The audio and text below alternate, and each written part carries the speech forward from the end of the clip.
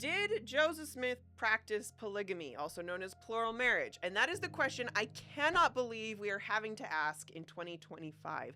So there is a small but very vocal group of people who are starting to argue that Joseph Smith never practiced plural marriage, but rather this was something that Brigham Young practiced and then projected onto Joseph Smith. And in fact, I wanted to know exactly how big this group is because they are so vocal in my comments, and anyone who talks about this topic will get a mouthful from a ton of these people, or it seems like it's a lot of people. And so I just wanted to know, how many really are there? So I did a poll on like my Instagram, my Facebook, my TikTok, my Twitter, and this is very unscientific. This is a very bad sample because it's just my followers. But what I found was out of 3,500 votes, 96% of people say yes, Joseph Smith practiced plural marriage, and 4% said no. So that's kind of interesting. I know Josh Coates at the B.H. Roberts Foundation, he did a survey a couple years ago asking that question. And do you remember what the results were there? Yeah, this was in his 2022 survey, National Survey of Former and Current Latter-day Saints. I don't know the exact number, but one of the questions was like, where did polygamy come from? Who started it, right? And like it was less than 1% thought that it was somebody other than Joseph Smith. I think even the question was, did Joseph Smith practice polygamy, like your Instagram poll there? So there's a bit more robust scientific data out there from a few years ago saying that it is very much a minority of people who are like, oh, I think it was actually Brigham Young that started it. And that puts in perspective for me because like I said, they're very, very vocal and very passionate, but it is still like a very small group. So Neil, could you maybe just define for us in like a sentence or two, like what is this movement? What is denying polygamy? Well, from what I can tell, the essence of it is there's a group of people who are convinced that Joseph Smith did not practice polygamy. And the line of reasoning seems to go something like this. There are public statements that Joseph Smith made in the Nauvoo era where he denied having more than one wife. And so the rationale, and we know Emma, immediately after Joseph Smith's death, or relatively soon, and the reorganized church, and so Emma's kids and everything, they took this stance too, that, Joseph Smith didn't practice polygamy. That was a lie of the Brighamite church or whatever. And so they it's kind of premised on this idea that, in fact, I think some of them, they have this mantra, Joseph told the truth, right? It's premised on this idea that Joseph and Emma, they are our top firsthand witnesses, and they both said he didn't practice polygamy, therefore polygamy is just a big lie. And it's fueled further by things like the fact that Doctrine and Covenants section 132 was not actually publicly acknowledged and published until 1852, so 8 years after Joseph Smith died. And so, and there's this story about it that like Emma burned the original copy, and so we only have a copy of the manuscript. But it from a bird's eye view, it sounds kind of sus. Like, oh yeah, how convenient that out of nowhere we don't have the original, and you took all this time. Like, and so it seems kind of sus, just kind of from a bird's eye view. And then you compare it against, again, Joseph Smith's own public denials and Emma's denial that this happened.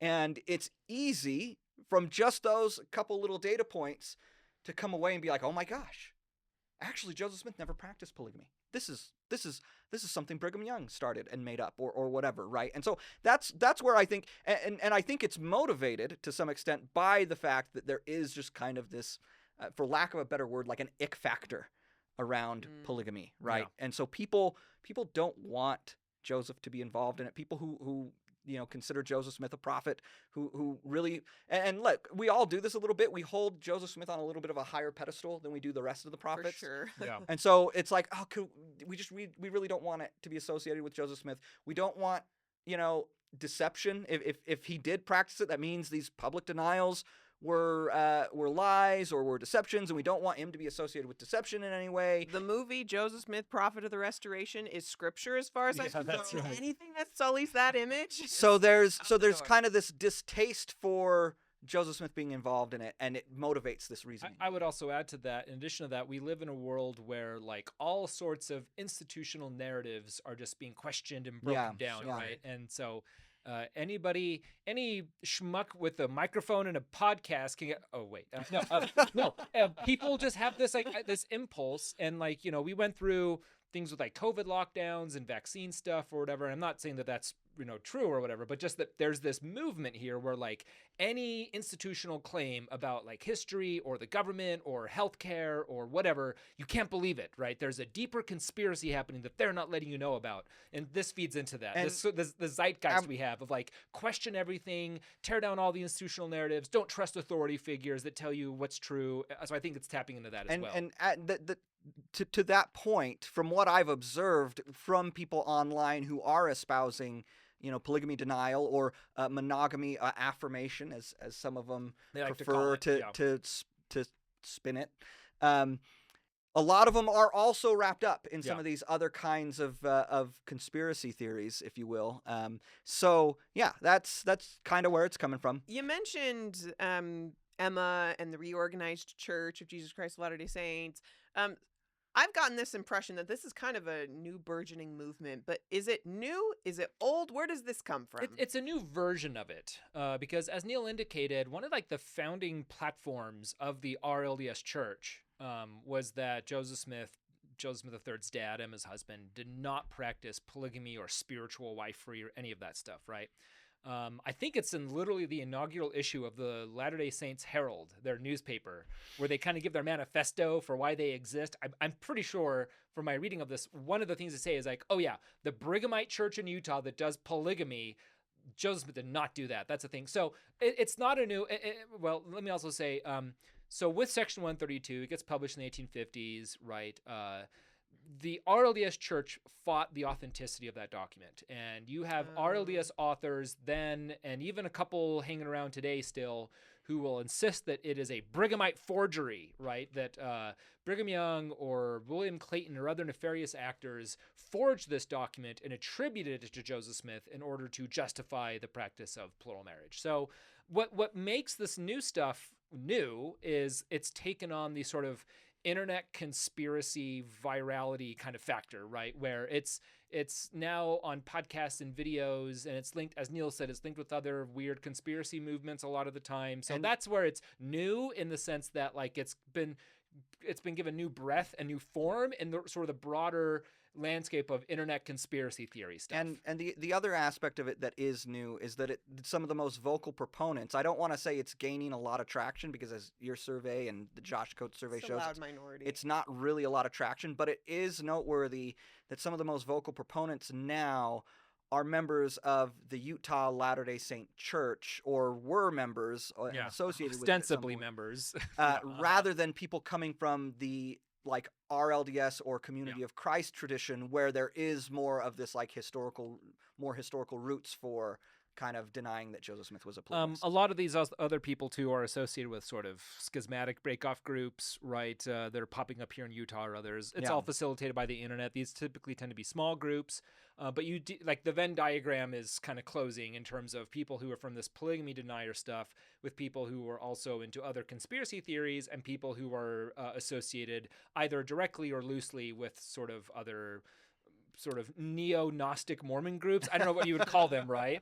Yeah, absolutely. So if I understand my timeline correctly, Joseph Smith kind of had his first attempt at practicing plural marriage in 1836 in Kirtland, but then later the Saints moved to Nauvoo. And then in the early 1840s, it feels like the Lord commands Joseph Smith to do this again. And he's kind of a reluctant polygamist, if you will. It sounds like there are indications that he didn't want to necessarily, but he does. And according to the Church's Gospel Topics essays and the Joseph Smith papers, he had probably on the order of around 30-ish wives when all was said and done. But that's our timeline. But when it comes to the Nauvoo period, you mentioned that one of the biggest arguments is that Joseph in Nauvoo denied practicing plural marriage. Emma denied after Joseph Smith's death. Specifically with Joseph Smith, he's alive. He's currently practicing plural marriage, according to historians. But he says, I am not practicing. Like, can we break that down a little bit? What's going on there with his denial of plural marriage while he's alive? Is he lying? Yeah. So there's a really important context to these public denials that Joseph Smith, and by the way, the Nauvoo Relief Society is making public denials in the 1840s, right? Like, so both during and after we get these denials. There's a really important character in church history in Nauvoo who sets context for this. Our favorite tomato farmer, a guy by the name of John C. Bennett. Dun, dun, Also dun. the inventor of ketchup. Yeah. So, no, really, the guy was obsessed with tomatoes. It's really funny. Wildest trivia fact. Okay, so John C. Bennett in Nauvoo begins practicing what comes to be called spiritual wifery. Okay. And there's two parallel narratives, and you kind of pick which narrative you believe, right? I'll tell you which one I believe here in a second. Narrative one is John C. Bennett's claim, which is that Joseph Smith came to him and said, hey, man, God is totally cool if we have all the sex we want with all the women we want, so long as we keep it secret, okay? And so we have divine license to have a harem of wives and sexual partners, and it's all cool as long as it's secret. We don't tell anybody, okay? And John C. Bennett's narrative, this is in his book, History of the Saints. He publishes in 1842. After he gets excommunicated, he goes on a public tour, and his version of it is, well, yeah, but I had done this to like infiltrate the Mormons to expose how bad Joseph Smith was, right? And really, Joseph Smith is this bad guy, this lecherous dude who's just preying on women, and it's all about sexual license and gratification, right? Man, if there ever was a case of projection. Yeah, right. It's not. So that's kind of the John C. Bennett narrative of it that you can believe. The other narrative, which you get from Joseph Smith and others, and full disclosure, this is the narrative I believe, both as a Latter-day Saint and because I believe the historical evidence favors this narrative, is that Joseph Smith in Nauvoo begins to introduce plural marriage to others. And it's trusted leaders and friends and confidants. John C. Bennett is one of them. He's a member of the First Presidency. He's mayor of Nauvoo, right? He's an important figure in Nauvoo. He introduces this practice of plural marriage, and John C. Bennett takes that as an excuse to justify his own perverse, sort of bastardized version of plural marriage, which is this spiritual wifery, okay? And so when Joseph Smith excommunicates John C. Bennett, and he goes on the public tirade saying Joseph Smith is a horrible guy that's sleeping with all these women and it's all this bad thing, Joseph has to deny and distance himself from the public claims of John C. Bennett that basically in Nauvoo, if you're a church leader, if you're one of Joseph Smith or his friends, you get to have any women you want and all the sexual license you want, right? Does that make sense? Yeah. So this is the context in Nauvoo when we get the Nauvoo Relief Society, when we get Joseph Smith, when we get Hiram Smith, right? The big gorilla in the room is John C. Bennett's accusations of spiritual wifery.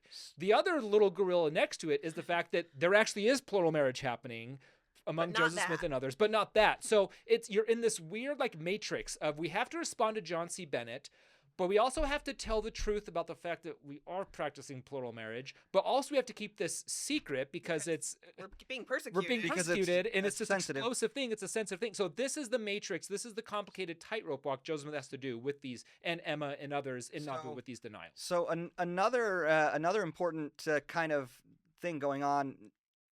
It feels like it's in the background now because we don't know or talk about it as much, but it is very much present and I think directly relevant to at least one of Joseph Smith's public denials is there are legal actions being taken in 1844 against Joseph Smith. I mean, once William Law defects, he's trying to find some kind of premise to get Joseph to Carthage.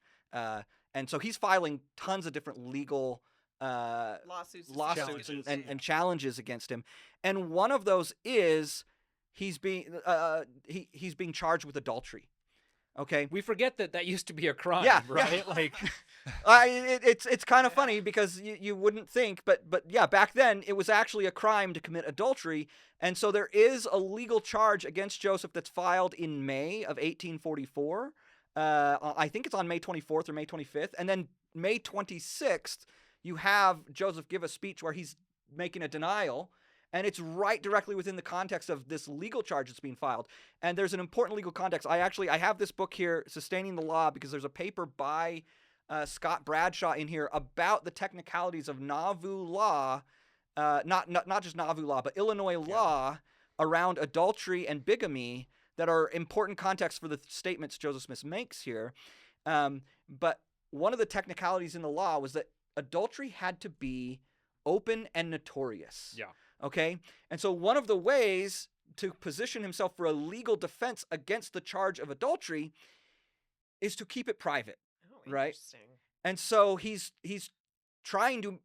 making public statements to deflect against this charge of adultery and to make it so it's not like this open thing that's being talked about, his other relationships. And there are other nuances to the law. He talks about how the Nauvoo Charter was actually written in a way to make it so that private marriages, normally marriages had to have a marriage certificate and witnesses and had to have like a public announcement and stuff like that. Nauvoo Charter was written in a way to make it so that marriages could be authorized by Joseph Smith as the mayor or by clergy in the church without any public notice. Why would they have done that? Yeah, right? kind of strange. And so there's other legal technicalities at work where that are being done to where Joseph could have legally defended himself, that like, no, these are legitimate relationships. But the most important legal defense would have been, hey, if no one knows about it, it's not illegal. It has to be open and notorious. The bigamy angle is interesting too. We don't know what bigamy means today, but technically it's when you're like legally married to more than one person. Right. And it was common in the 19th century, if you're moving around states, going to the territories of the frontier, you might just bail on your legal wife back in like New York or Massachusetts and marry a new wife legally in a new territory or state. That would technically be bigamy, right? Yeah. And so like when he says, I have only but one wife, and they say I have 7, it's probably responding in the context of accusations of legal bigamy or things like that. Right. So carefully worded, He highly only has one Legal wife, Emma Hale. recognized wife. Right. Interesting. So if he has 30-some wives, Don Bradley has done some research to what I think is persuasively argue that Joseph Smith's motive was not sex necessarily, because at least the first few wives are women who are already married and pregnant. So sex would have been kind of a weird taboo thing anyway. But we also have later statements that seem to affirm that there were some conjugal relations between Joseph and these others. But if he really was married to all of these women and had sexual relations with them, why no children? Ah, right. Well, should we have a lesson on the birds and the bees on Corn Saints? Okay, ready, boys and girls? Not all sexual activity results in pregnancy. So what this probably means, and John Turner in his new biography, I think it's in his new biography, says this, and others have said. So we have accounts, from about 10 or 12 women who talk about sexual intercourse with Joseph Smith, right? And they use these Victorian euphemisms like, yes, we were in bed with each other, or he stayed the night with me or whatever, right? He was my husband. In word and deed. Yes, he was my husband in very deed, but they're clearly talking about sexuality. Okay. Probably what this indicates, because there's no children, at least that we know of, that we can determine, is they probably had sex only once or infrequently. So in other words, and again, this is in contrast to John C. Bennett's deal, which is that have as much sex as you want with whoever you want. Also, well, if you get pregnant, I'll give you an abortion. That was kind of John C. Bennett's thing, right? Like, no. What this probably indicates is that in some instances, the marriage was consummated with sexual relations, but just once, or maybe even not at all after that, right? Very infrequently. And so therefore, the woman we do know he's having regular sex with is Emma, because they have lots of kids, right? Like, so like we can safely say, yes, as his legal wife, he's having lots of sex with her and they're having kids with these other women who are wives in the sense of they're sealed to him. They're not his legal wives. They're keeping it secret. They're not seeing each other often. Probably that means sexuality is not happening often with these women. Well, and to add to that, like part of the context, like first of all, Joseph he's the head of a church. He's running a large community of saints. He's the mayor of Nauvoo, and so he's got a ton of duties that he has to perform in that context. And then we're talking about a lot of women, right? So he's kind of spread pretty thin, right? And these relationships are things he's trying to keep on the down low, right? And so it would have been really, really hard for him to have a lot of conjugal relations with any one of these women, right? There just would not have been a ton of opportunity within the time span that he has. So it's not the kind of thing where there minimal opportunity would have probably made it unlikely that there would have been very many children in the first place, if any, right? Okay. Yeah, there have been claims of offspring from plural unions with Joseph Smith. Ugo Perigo, our friend, has done a lot of good DNA testing on this. So far, the ones that have been tested have come up negative. Pretty much every line of inquiry has Turned up indicated negative. that Some of them, like negative. they died as a kid, so we don't have their genome, so we can't know for sure.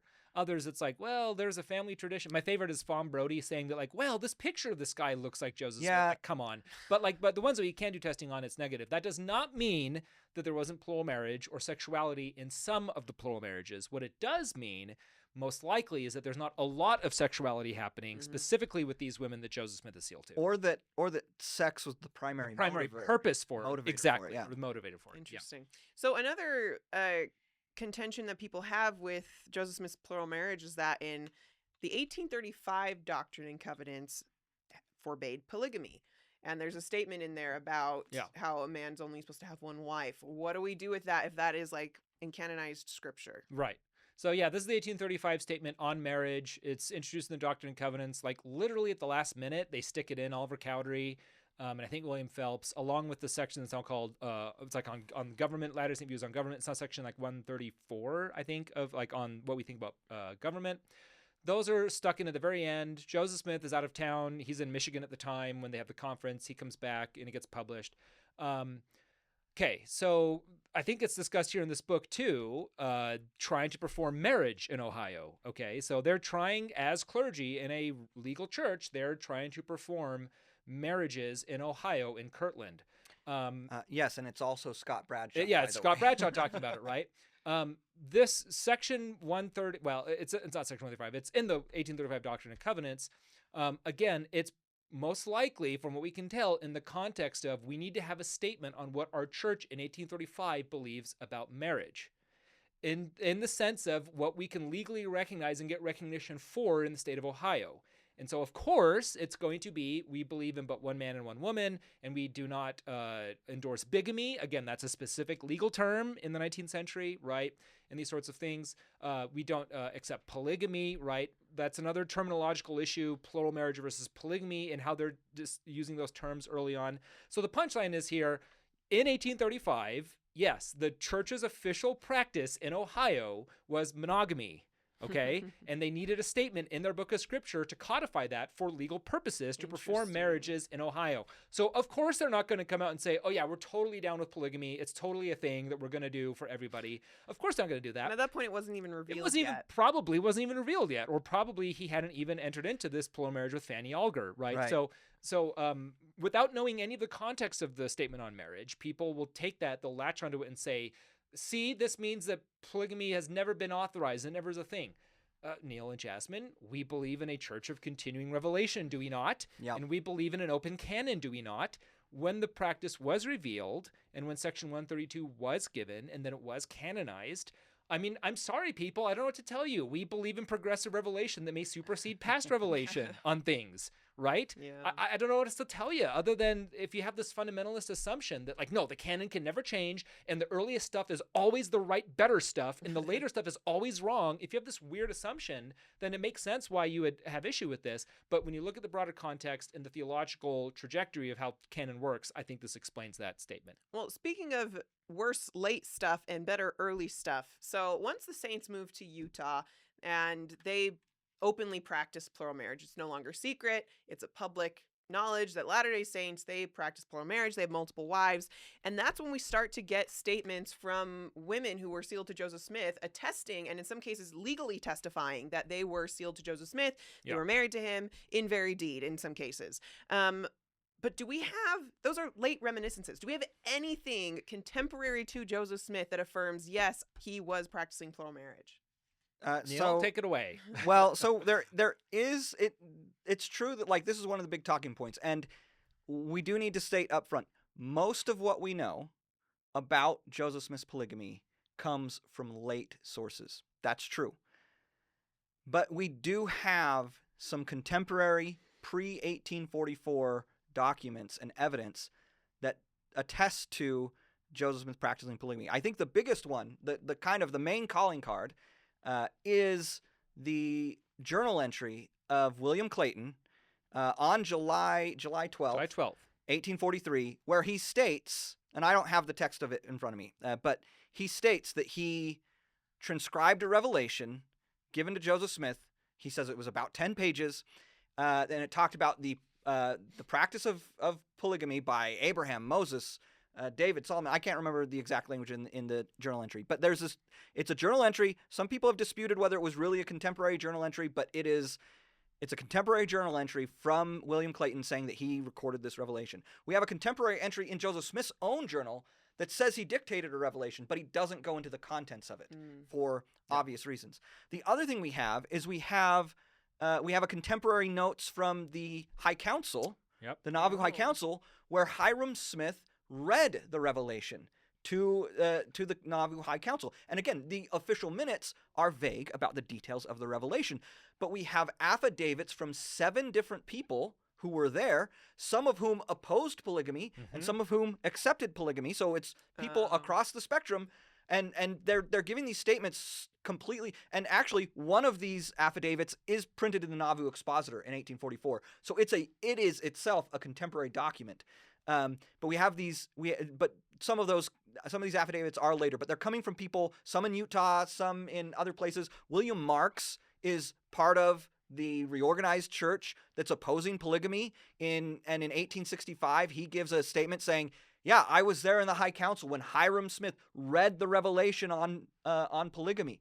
So we've got eyewitnesses who are saying, yes, in the High Council, that revelation that's referred to in those minutes, that was the revelation that's D&C 132 that's on polygamy. Language from the revelation also appears in sources at the Yes, time. So yes. people, mostly antagonists in the Nauvoo Expositor and others who react negatively to it, they will quote in private in letters, or in others they will say they'll quote language from section 132. There are sources from between 1843 and 1845. A lot of it from antagonists, some of it from supporters, some of it from sermons that Joseph and Hiram were giving at the time, that uses language from that revelation. And so there's just this whole network of sources that the best and easiest way to explain their existence is there was already a document, a copy of this revelation that a small group of people knew about and were able to actually quote or paraphrase. That talked about it.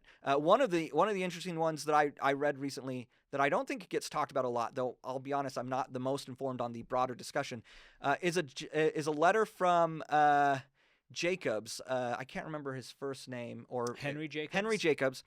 He wrote a letter in January 1844. So this is contemporary. Joseph Smith is still alive, and he's saying he talks about.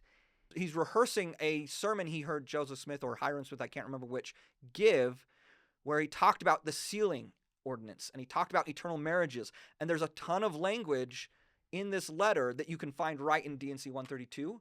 But what's interesting, he doesn't explicitly talk about plural marriage as an active practice, but he specifically talks about how men could be sealed to multiple of their deceased wives, 2 or 3 deceased wives.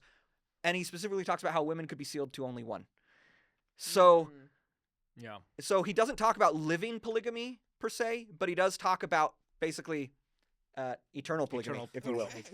We've also got a really important revelation given a year before in July of 1842 to Sarah Ann Whitney and her father, Newell K. Whitney.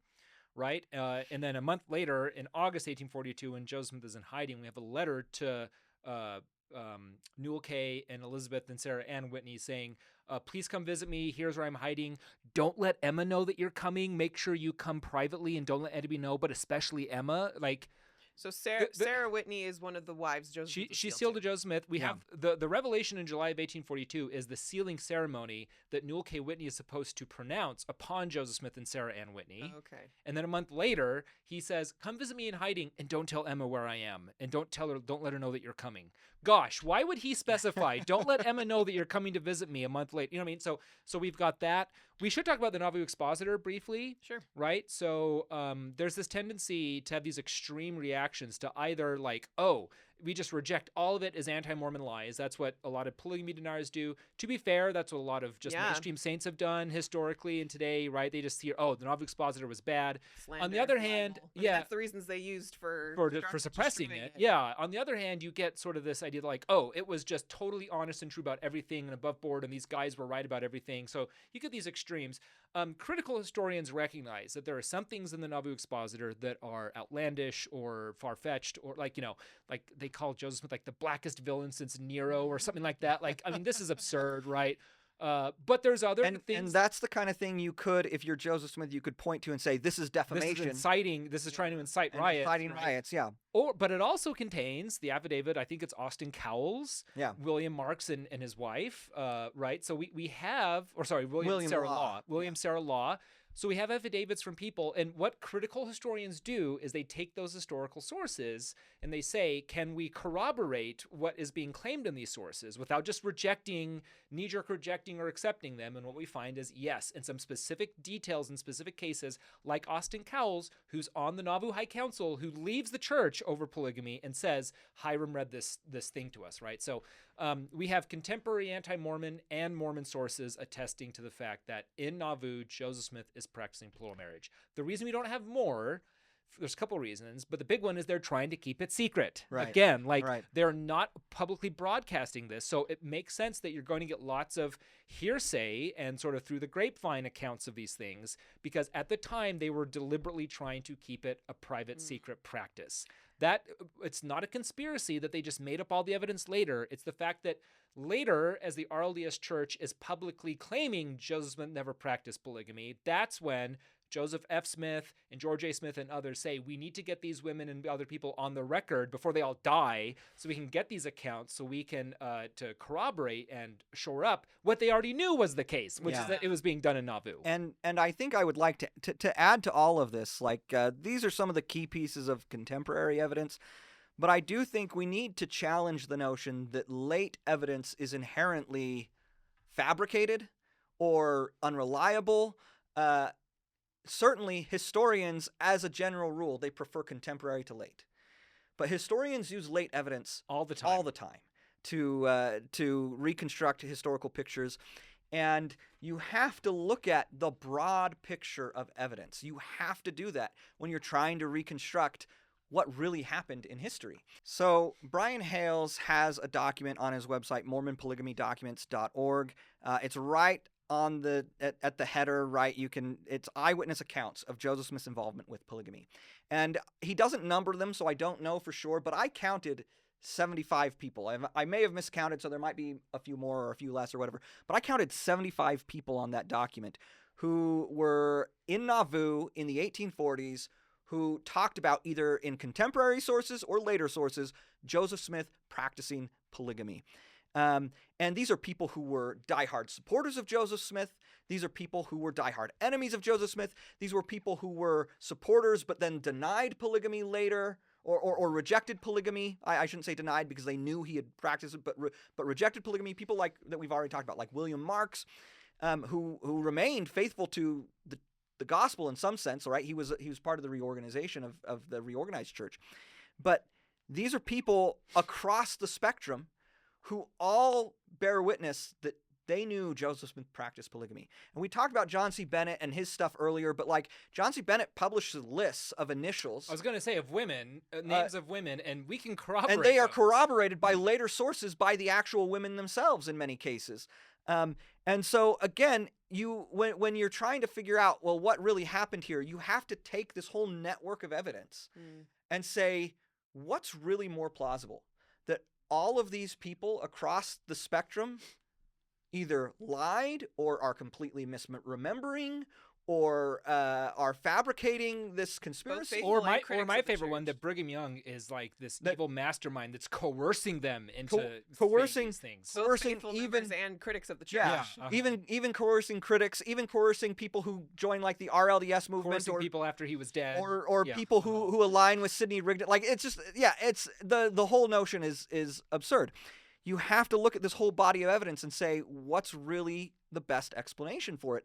And look, if we can deny the veracity of all this testimony that Joseph Smith practiced polygamy, then we have nothing to hang our hats on as far as Joseph really having a set of metal plates Yeah. and translating the Book Yeah. of Mormon. Touche. Okay, Right. because this is a very compelling network of sources, and I know critics of the polygamy deniers or monogamy affirmers will go through these sources one by one and pick out little weaknesses. You can do that with literally anything. There's no historical document that you can't nitpick to try and make its data go away if you want to. In fact, some of the best historians will fall prey to this sometimes when a document is inconvenient to the narrative they want to tell. But you have to look at the totality of this evidence and try to figure out what's the best explanation for all of this. And I'm telling you right now, it's that Joseph Smith practiced polygamy. I mean, you had mentioned that Joseph Smith needed to hide this from Emma. And I think that kind of highlights one of the pain points people have with plural marriage, that there's elements of secrecy, betrayal, feeling like it's unfair. And those are very valid concerns to have with this practice. I can see why the theory of denying Joseph Smith's polygamy would be appealing. I mean, as a woman, I would feel very strongly and very passionately about sharing my husband or things like that. But because of we're seeing all of this evidence, like why I can see why this theory is appealing to people. Why is it important to affirm that Joseph Smith was a plural marriage? So one of the big reasons why is, okay, so let me back in here to say a second. Yes, you can have a nice, neat, tidy little narrative that Joseph Smith was a monogamist and there was no conflicting or compromising or problematic, behavior on his part or whatever, right? And he was squeaky clean. It's like the video, Prophet of the Restoration, just had this heroic aura and glow to him the whole time, right? That's a nice little squeaky clean narrative that you can have, but that comes with a trade-off. And the trade-off is Brigham Young, John Taylor, Wilford Woodruff, Lorenzo Snow, Heber C. Kimball, William Clayton, Willard Richards, all these guys were evil, lying, deceptive monsters who were in it for their own glorification, to gratify their lusts, right? To consolidate their power. This is what they say. I mean, like, I'm not making this up. This isn't hyperbole.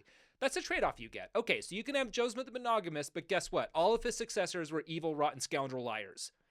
And and this is where they jump to, which is why you get on the Brigham bashing bandwagon. Naturally, this is where it leads to.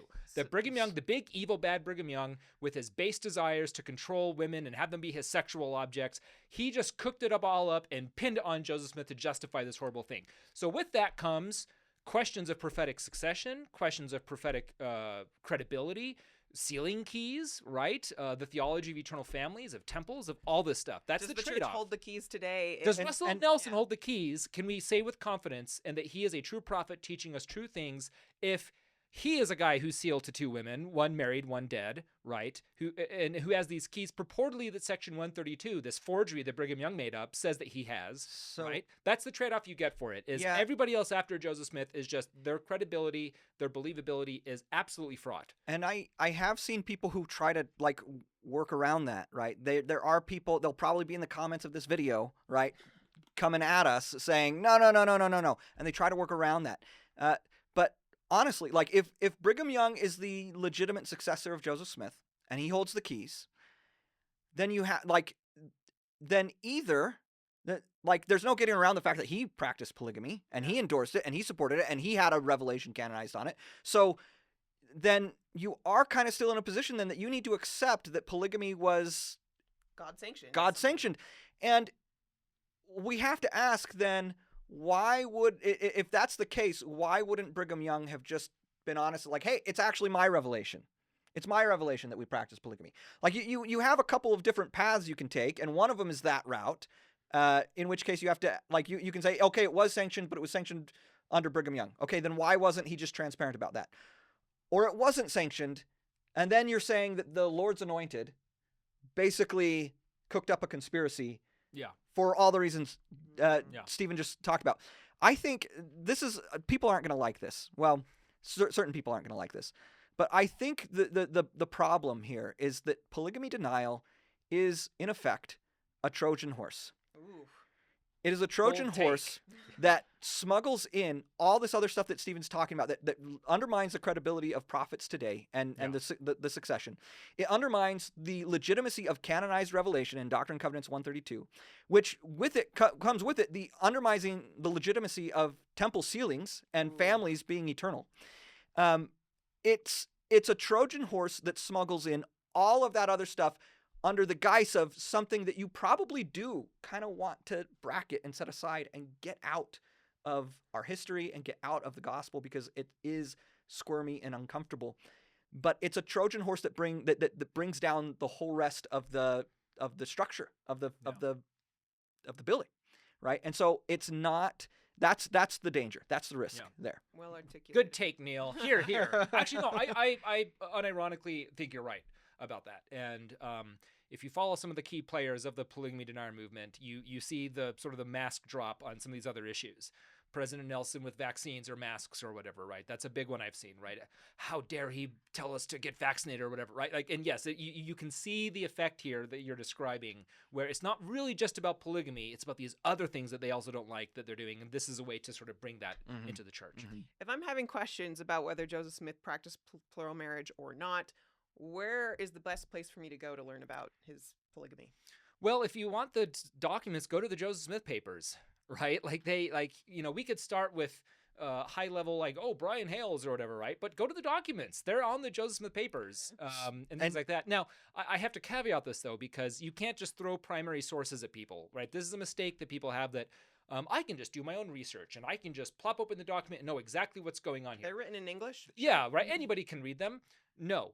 Go to the Joseph Smith papers and pay attention to the careful documentation, the citations, the historical introductions, right? The proper contextualization of these documents that the Joseph Smith papers gives, right? So that's where I would first direct people to go, is to say, look, we have the documents, but more than that, there have been scholars who have properly contextualized and made sense of these documents, and that needs to also be paid attention to.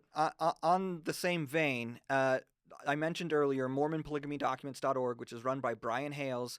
He wrote a 3-volume set on Joseph Smith's polygamy that is the absolute gold standard as far as it's top shelf. And in the process of doing that, he scanned and digitized every primary source he looked at.